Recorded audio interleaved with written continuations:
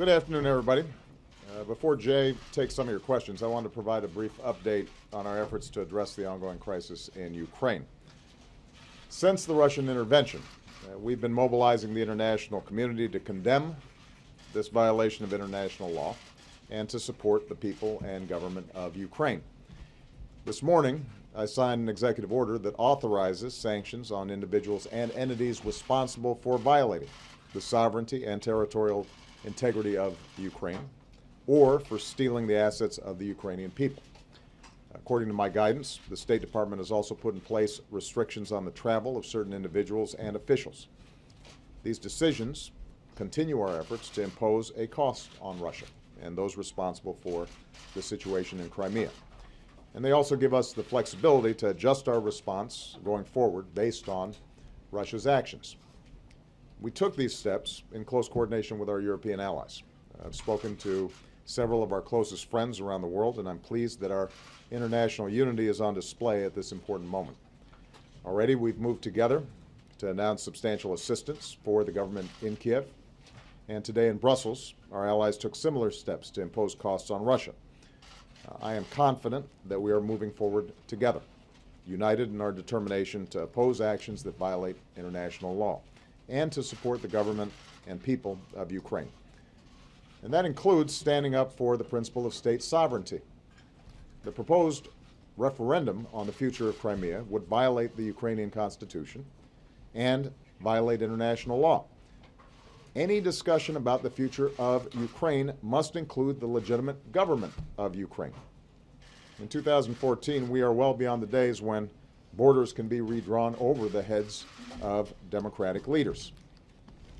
While we take these steps, I want to be clear that there is also a way to resolve this crisis that respects the interests of the Russian Federation, as well as the Ukrainian people. Let international monitors into all of Ukraine, including Crimea, to ensure the rights of all Ukrainians are being respected, including ethnic Russians.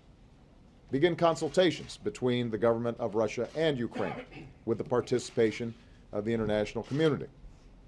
Russia would maintain its basing rights in Crimea, provided that it abides by its agreements and respects Ukraine's sovereignty and territorial integrity.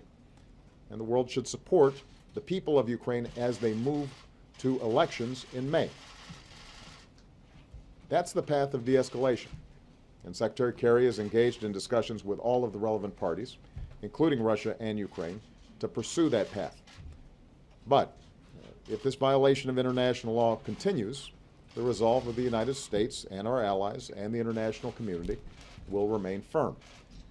Meanwhile, we've taken steps to reaffirm our commitment to the security and democracy of our allies in Eastern Europe and to support the people of Ukraine.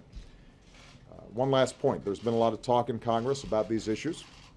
Today, once again, I'm calling on Congress to follow up on these words with action, specifically to support the IMF's capacity to lend resources to Ukraine and to provide American assistance for the Ukrainian government so that they can weather this storm and stabilize their economy, make needed reforms, deliver for their people, all of which will provide a smoother pathway for the elections that have already been scheduled in May. Today, the world can see that the United States is united with our allies and partners in upholding international law and pursuing a just outcome that advances global security and the future that the Ukrainian people deserve. That's what we're going to continue to do in the days to come until we have seen a resolution to this crisis. Thanks very much, and Jay and Ben and others will be happy to take your questions.